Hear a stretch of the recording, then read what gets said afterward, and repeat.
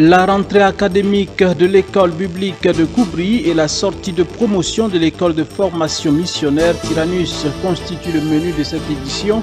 Dames et messieurs, bonsoir et merci de nous suivre sur la télévision de la famille. À Koubri, précisément à l'école biblique malgré des assemblées de Dieu dimanche dernier, s'est tenu le culte officiel de démarrage de l'année académique 2025-2026. Une rentrée placée sous le signe de la foi, qui permet de confier toute l'année entre les mains de Dieu. Louanges, enseignements, prières, témoignages de foi étaient au menu de ce culte. Découvrons ensemble les temps forts de cette cérémonie avec Edmond Tapsoba et Yannick Kabouré.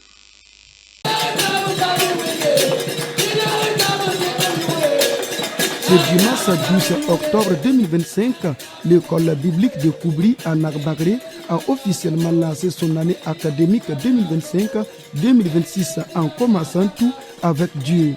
Un culte spécial a été organisé pour marquer cette rentrée académique. Tout a débuté dans une ambiance spirituelle et joyeuse, rythmée par des chants,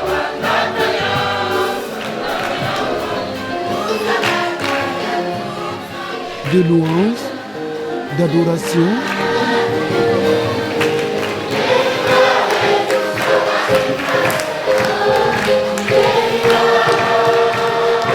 et diverses prestations artistiques destinées à magnifier le Seigneur.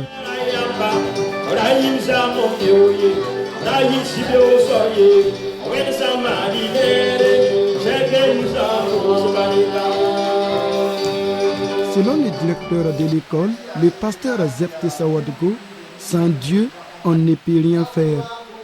Plus de 430 étudiants sont attendus cette année, a-t-il précisé avant d'expliquer l'objectif spirituel de ce culte d'ouverture académique.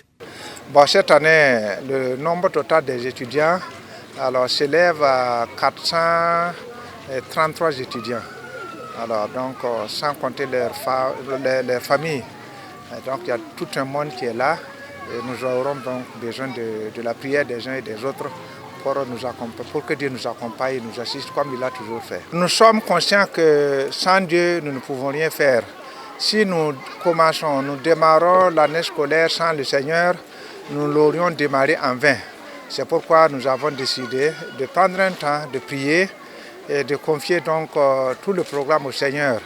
Et c'est ce qui justifie donc cette journée, ce dimanche, où tous les étudiants sont là et ensemble nous avons pris le temps de louer, d'adorer le Seigneur et de le confier l'année scolaire. J'aimerais saisir cette antenne pour dire merci à tous ceux qui nous soutiennent, à tous ceux qui soutiennent l'école biblique de Koubri. Et nous avons des partenaires qui nous accompagnent continuellement, non seulement dans la prière, mais aussi matériellement, financièrement, et nous les sommes reconnaissants et nous demandons à ce que Dieu les bénisse. Lors de ce culte spécial, les étudiants bibliques ont reçu un enseignement sur les 7 valeurs du leadership biblique en milieu chrétien.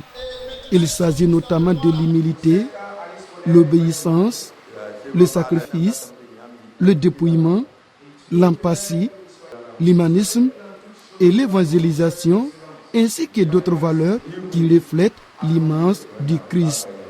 Ce message a été développé par le pasteur Jean Ouedraogo, responsable de l'église centrale de Wayouya et président de la région ecclésiastique. Soyons des serviteurs. C'est ce que Dieu veut de nous.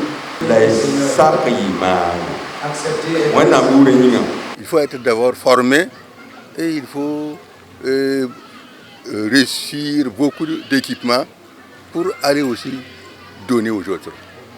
Parce que les biblicains sont les leaders d'aujourd'hui et les leaders de demain pour la propagation de l'évangile.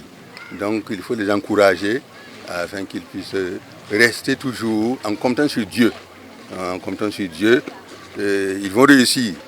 Nous savons que dans chaque vie, dans la vie courante, les obstacles ne vont pas manquer. Mais par la foi en Dieu, nous allons surmonter les épreuves. Voilà pourquoi je disais que nous ne sommes pas des victimes, mais des vainqueurs, des excellents serviteurs de Dieu. Pour Nikema Eten, étudiant en 3e année et représentant des étudiants bibliques, témoigne que Dieu a opéré des miracles au sein de l'école. Dans l'ensemble, il remercie le Seigneur Jésus pour ses prodiges.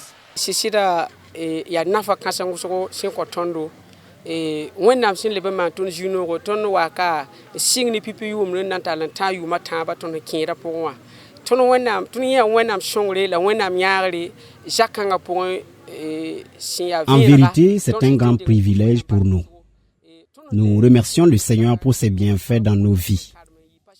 Depuis que nous sommes arrivés ici, nous avons vu les prodiges de Dieu à travers nos encadreurs que le Seigneur utilise pour faire de nous de véritables pasteurs de demain.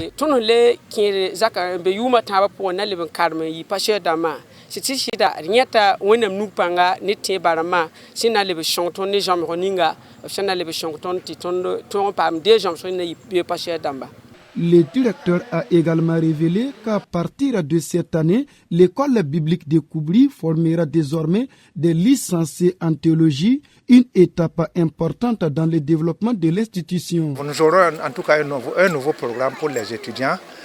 D'habitude, nous décernons le diplôme pastoral, mais par la grâce de Dieu, les autorités de cette église nous ont donc permis d'aller jusqu'à la licence. Donc cette année-là, nous allons produire ce programme. Et pour cela, j'invite donc tous ceux qui sont intéressés par cette formation de prendre en tâche avec nous afin que nous les montrions comment le faire. Parce que nous voulons qu'en janvier, là, nous puissions déjà entamer avec la première session pour la licence. Ce culte d'entrée académique a également été marqué par des prières de requête en faveur des couples en quête d'enfants et de mariage, suivis d'actions de grâce et de témoignages. Certains couples ont témoigné avoir reçu la grâce d'un enfant après plus de 11 ans de mariage. La cérémonie s'est clôturée par une prière collective afin de confier toute l'année académique entre les mains de Dieu.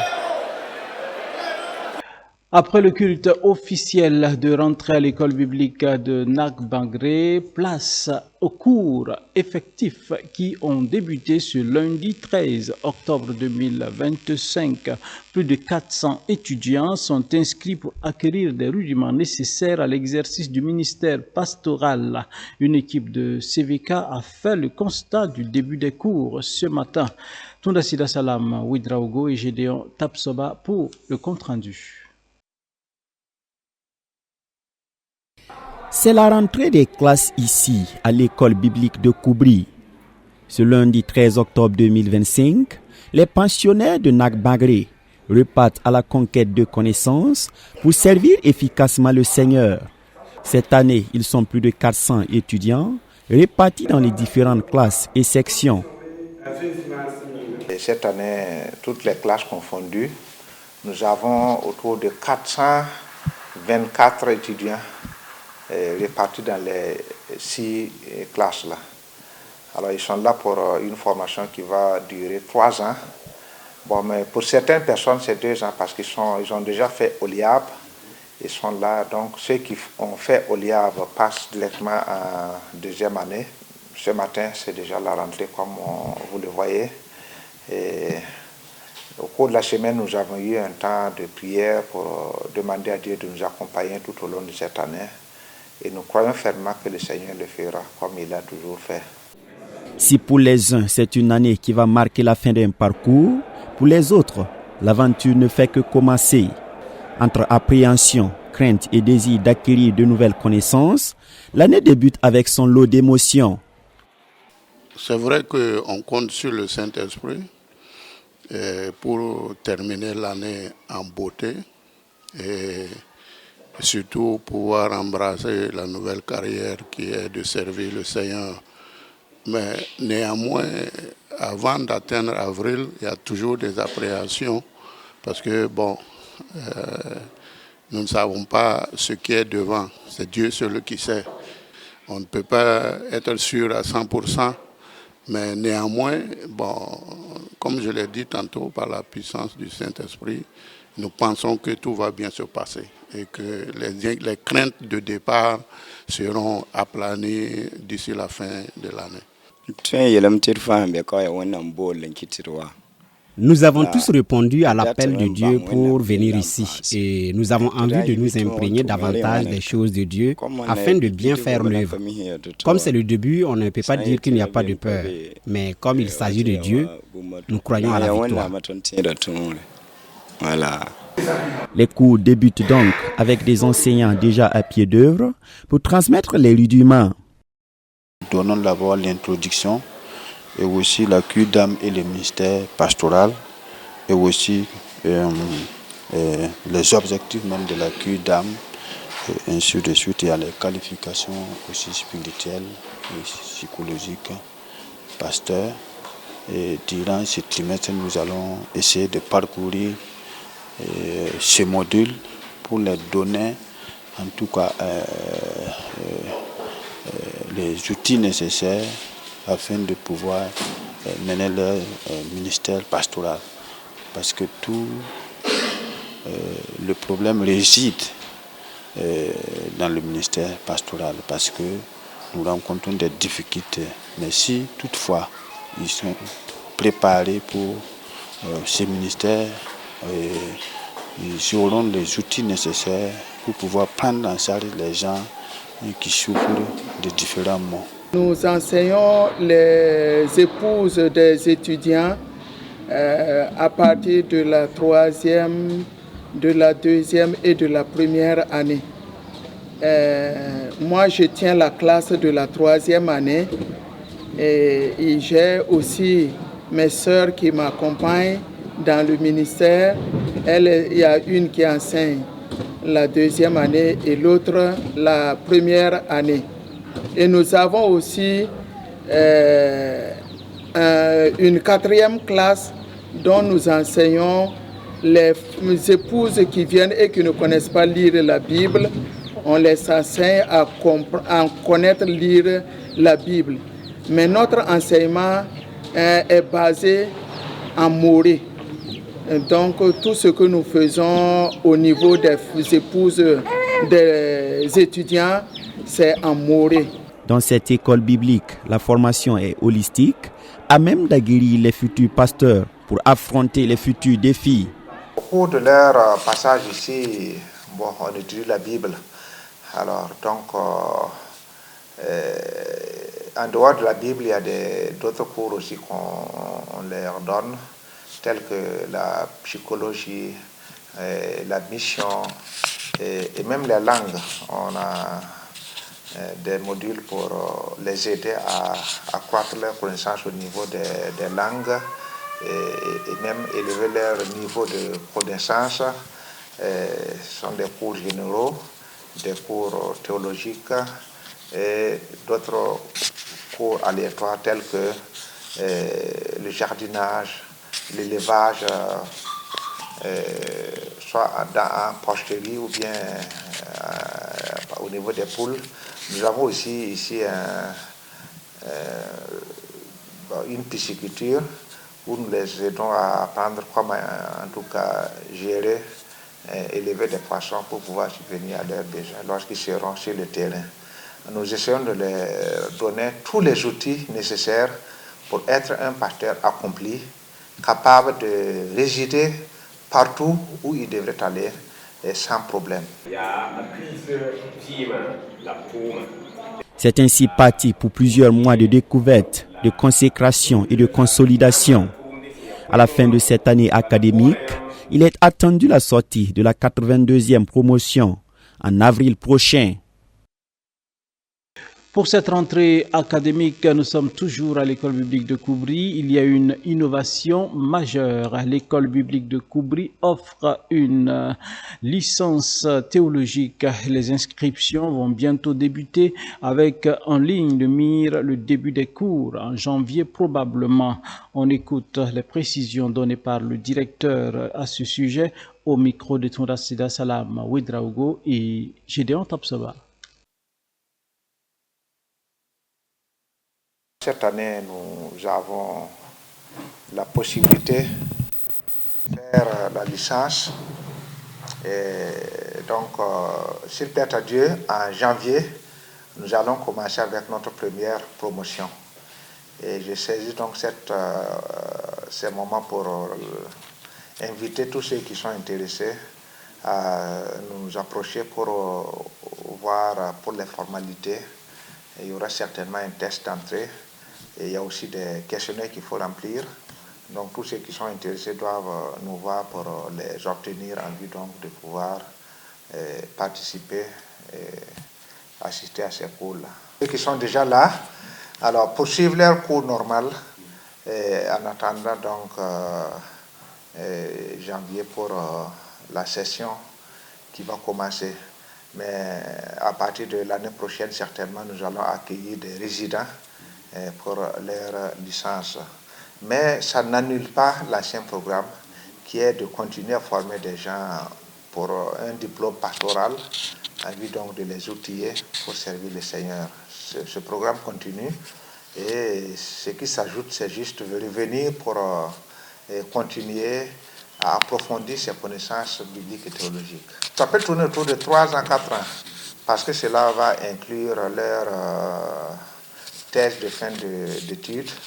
Donc ça peut aller à 3 ans, 4 ans, tout dépendra donc du niveau de la personne.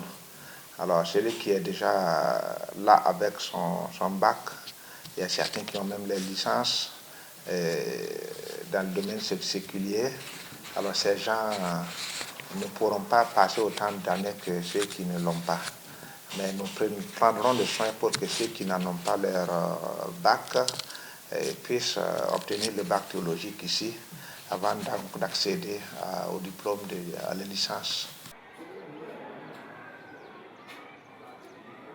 Nous le disions en titre, les 12 lauréats de l'école de formation missionnaire Tyrannus Burkina ont reçu leur parchemin de fin de formation. C'était samedi dernier. Cette deuxième cohorte baptisée les ouvriers de la Grande Moisson a été couronnée en présence des responsables de l'Église nationale. Après 7 mois de formation intense, la cérémonie de graduation s'est tenue à l'Église des Assemblées de Dieu de Gunga et c'était en présence de Abibalaï Bouré et Xavier Ouedraogo. La moisson est grande mais il y a peu d'ouvriers. Priez donc le maître de la moisson d'envoyer des ouvriers dans sa moisson. Extrait de l'évangile selon Luc. Constat, la moisson est toujours grande et pour plus de moissonneurs pour envahir ce vaste champ, l'école de formation missionnaire appelée Tyrannus Burkina Faso a organisé une cérémonie de graduation de sa deuxième promotion baptisée les ouvriers de la Grande Moisson. La cérémonie a eu lieu à l'église des Assemblées de Dieu de Gunga le samedi 11 octobre 2025. Pour cette deuxième cohorte, ils sont 12 lauréats qui sortent outillés après 7 mois de formation sur la Grande Commission. Je peux dire que cette formation nous a beaucoup transformés. Avec les modules d'enseignement que nous avons reçus ici, il y a eu le changement profond dans notre marche avec le Seigneur et aussi dans la mission pour le servir. Il y a eu bien d'autres enseignements qui nous ont beaucoup impactés, qui ont changé même notre vision de l'œuvre du Seigneur. Et cela nous a vraiment équipés. Et aujourd'hui, vraiment par la grâce du Seigneur, nous sommes prêts pour aller sur le terrain. J'ai vraiment apprécié cette formation parce que ça m'a vraiment transformé. Et vraiment, j'ai eu un changement profond à travers cette formation. Les difficultés de l'évangélisation, c'est que souvent les gens n'ont pas le temps pour nous écouter. Et souvent aussi, ils rejettent facilement l'évangile. Mais pour que nous puissions vraiment les avoir, il faut que nous nous conformons à eux et pour les ressembler afin de les avoir à Christ. L'école de formation missionnaire Tyrannus Burkina Faso forme les missionnaires en 2 phases. Ces lauréats qui viennent de recevoir leur parchemin de fonds de formation ont en effet achevé la première étape. Quand nous avons 7 mois de formation, contrairement à d'autres qui ont 3 ans ou plus et 4 ans. Ici, nous avons 2 phases. Nous avons la phase théorique qui dure 7 mois intenses. Si vous calculez un peu les 7 mois que nous passons ici, ça équivaut à 3 ans. Parce que les étudiants ici, ils sont internés 24 sur 24. Et du réveil de 5 h du matin jusqu'au coucher à 21 h, ils n'ont qu'une seule chose, la parole de Dieu. Et ils n'ont pas droit à un téléphone, ils n'ont pas droit à un ordinateur, ils n'ont pas droit à tout ce qui est communication. La seule communication qu'ils ont, c'est la parole de Dieu. Et ça permet à ces jeunes-là, pendant ces 7 mois, d'être concentrés sur la parole de Dieu. Ça, c'est le premier élément. Le second élément, après la formation théorique, ils vont directement sur le terrain, qui est une phase de 3 ans. Pour nous, c'est une phase très importante parce que ça permet à l'étudiant de mettre en application tout ce qu'il aurait appris. Et je pense que les 3 ans sont largement suffisants, les 7 mois sont largement suffisants pour quelqu'un qui veut s'engager dans la mission. Présent à la cérémonie de remise des diplômes au nom de l'Église nationale des Assemblées de Dieu du Burkina Faso, le vice-président de celle-ci a affirmé qu'il y a d'église parce qu'il y a la mission. L'église sans mission, ça n'existe pas, parce que l'église n'existe pas la mission. Et il faut donc, avant d'aller, être bien formé pour cela, parce que le terrain n'est pas facile. Et nous voulons donc saisir cette occasion pour encourager, tout en félicitant les lauréats, alors qu'ils se sont engagés, qui ont accepté cet appel de Dieu pour aller sauver, moissonner les champs qui sont, en tout cas, qui blanchissent, alors que les ouvriers manquent. En tout cas, l'Église des Assemblées de Dieu du Burkina Faso encourage de tels engagements. Et je saisis cette occasion pour lancer un appel à la jeunesse, à tous ceux qui nous entendent en ce moment, de se laisser convaincre par Dieu pour aller en mission en vue de sauver des âmes qui sont perdues. La moisson est là. Le responsable de la VIMAB, mission intérieure pour les peuples non atteints, a reconnu le bien fondé de cette école qui forme sur la grande commission. Il recommande l'école de formation missionnaire Tyrannus Burkina à toute personne désireuse s'investir pour la mission. Tout autre chose, à présent, à Ouagadougou, les populations du secteur 17 tournent une page sombre de leur histoire. Le drain de Tanguin, inauguré vendredi dernier en présence des autorités et leurs partenaires, met fin aux inondations récurrentes qui empoisonnent la vie des riverains à chaque hivernage. Un projet financé par l'Union européenne à hauteur de 10 milliards de francs CFA. Découvrons le drain avec Edmond Tapsoba et Gédéon Tapsoba. Ici, secteur 17, arrondissement Kata de Ouagadougou, chaque hivernage était un cauchemar. Les caniveaux du quartier étaient source d'inondations récurrentes et de nuisances sanitaires. Mais ce vendredi 10 octobre 2025, un nouveau chapitre commence. Les eaux stagnantes ont disparu, les rues sont praticables en toute saison. Le ministre de l'Urbanisme et de l'Habitat livre un message courtois à l'occasion du top départ de ce drain. Population de Tanguin, ce drain est le vôtre. Il a été conçu pour vous, avec vous, et il vous revient désormais de le préserver. Ne jetez pas d'ordures dans le canal. Soyez les gardiens de cette infrastructure qui vous protège et vous valorise. C'est une solution attendue depuis des années par les populations qui vivaient dans les difficultés. Le porte-parole des riverains, Mahamadi Nikiema, témoigne avec enthousiasme. Nous pouvons enfin vivre dans la dignité. Les enfants jouent sans crainte, les commerçants travaillent sereinement et la santé de nos familles s'est nettement améliorée. Ce canal n'est qu'un ouvrage d'ingénierie. C'est un symbole d'espoir, de progrès et de respect pour notre communauté. Nous remercions tous ceux qui ont contribué à sa réalisation. Le drain de Tanguin, fruit du projet d'assainissement et de drainage de Ouagadougou-Pado, a été inauguré officiellement ce vendredi dernier sous le nom du Premier ministre du Burkina Faso, qui s'est fait représenter par le ministre de l'Urbanisme et de l'Habitat, Mikailou Sidibé. C'est avec un agréable devoir que nous avons représenté son Excellence, Monsieur le Premier ministre, qui est le patron de cette cérémonie, pour l'inauguration de cette infrastructure qui est très importante. Donc nous avons noté qu'avant justement l'aménagement de cette infrastructure, les gens souffraient en tout cas de beaucoup de problèmes d'inondation, beaucoup de problèmes d'assainissement de façon générale et des problèmes environnementaux de façon globale. L'infrastructure a été réalisée, l'ouvrage principal, mais nous avons tout ce qui accompagne des travaux connexes. Voilà, la réalisation des ouvrages d'adduction en eau potable, des bassins de rétention d'eau qui permettent aux personnes impactées par le projet de mener leurs activités. Alors, c'est un drain qui a une longueur de plus de 4000 mètres et qui permet naturellement de pouvoir assainir et dégager, on va dire, drainer les eaux de toute cette partie nord de la ville de Ouagadougou pour les déverser au niveau de la forêt de Bangriogo, au niveau de laquelle nous avons en aval un aménagement également en canal et qui permet justement de pouvoir sortir toutes ces eaux de la ville de Ouagadougou. Et nous pensons que la mise en œuvre, en tout cas de ce schéma directeur, nous permettra surtout de prévenir considérablement les inondations dans la ville de Ouagadougou. Selon Philippe Brochin, ambassadeur désigné, ce projet a été financé par l'Union européenne à hauteur de 10 milliards de francs CFA.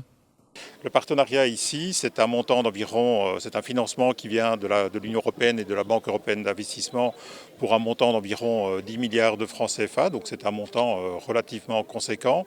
Mais au vu des résultats qui sont engrangés, de la qualité de l'ouvrage, mais également de tout ce qui a été indiqué par le PDS pour également l'entretien de l'ouvrage, on ne peut que se féliciter d'avoir financé ce projet en excellente coopération avec les autorités, à leur demande également, parce que c'est un ouvrage qui permet finalement effectivement de mettre fin aux inondations dans cette partie-ci, donc ça protège la population, c'est important. C'est générateur d'emplois, c'est quelque chose qui pour nous est quelque chose qui est absolument important, générateur d'emplois, donc je constate que le long du canal, on commence à voir un ensemble de maisons, de bâtiments qui se construisent, donc on peut espérer que ça puisse effectivement apporter de l'initiative économique, mais également de l'emploi, et ça c'est à nouveau profitable pour la ville de Ouagadougou, bien évidemment, et pour l'ensemble du pays. Tolérance zéro. Tolérance zéro. Ce sont les autres propos du PDS de la commune de Ouagadougou.